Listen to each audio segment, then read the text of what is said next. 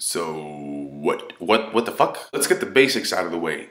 The birdcage is contracting, it's shredding everything in its path. The weaker citizens are near the edge of the city, which means there's a time limit when it comes to beating Doflamingo, because if you take your sweet ass time, even if you defeat Doflamingo, a lot of people are gonna die. When it comes to law, there's a lot of little points that I can make to bring up some discussion, because if nothing else, this is a very, very discussion-worthy chapter. So the first thing is that I honestly had no idea, and I think that as a whole, I think we had very little indication that Law, at this point in the game, like this late, I had no idea that he could have enough stamina to maintain a room that size. And this is a crucial aspect of the chapter, because if you can accept that he can maintain a room that size at this point in the story, then you basically have to accept everything else. It's kind of like a domino effect. If you don't accept the fact that he can maintain the room at this point, then that's when I can see the complaints coming in. So basically, Law switches himself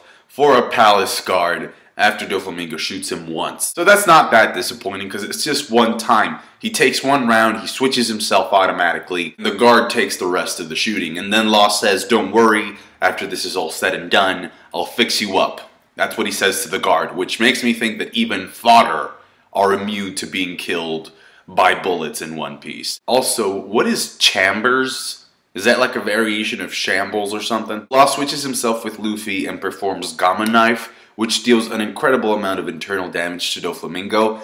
And the first thing I thought was like, why didn't he use this attack before? And it's because he needs Luffy around to be able to switch himself in so that he can get close enough to Doflamingo. Because the last time that Luffy and Law were tag teaming, it was when Luffy dealt the Red Hawk. But after that, it's like they've been separated for a while. And when they were together before, Law had the sea handcuffs, so he couldn't do that shit. And then Dofi takes more damage in the shape of a jet stamp. Now, this chapter kind of made Treble look a little bit disappointing, because it's like, did you see how easy Luffy was able to tell him to sit the fuck down? I mean, it looked like a pretty basic kick, and Treble just splatters on the floor, just like...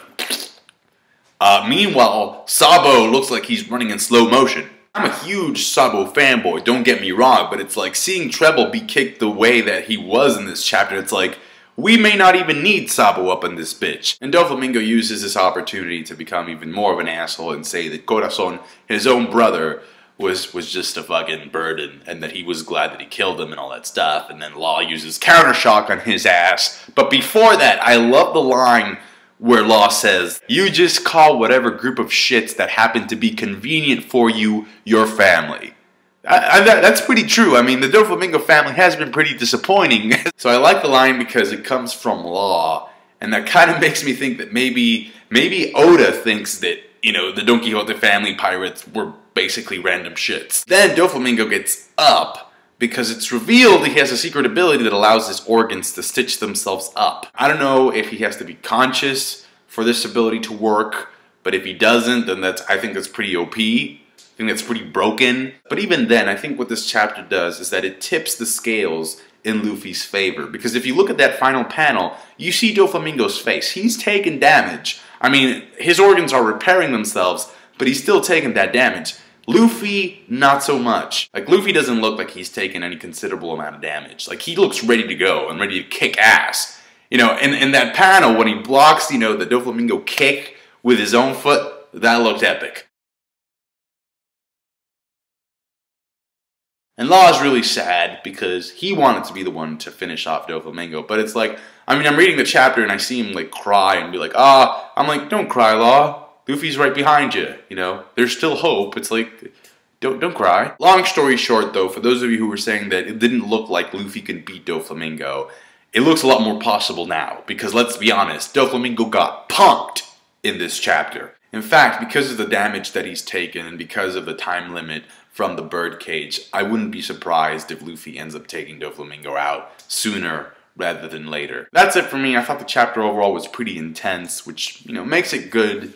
And there are some things that, like I said, are going to fuel a lot of discussion. And I'll be hoping to see that down below to see what you guys have to say about this. Thank you so much for watching. Like the review if you did. I appreciate that. Subscribe to my channel for more One Piece reviews. Catch you guys later.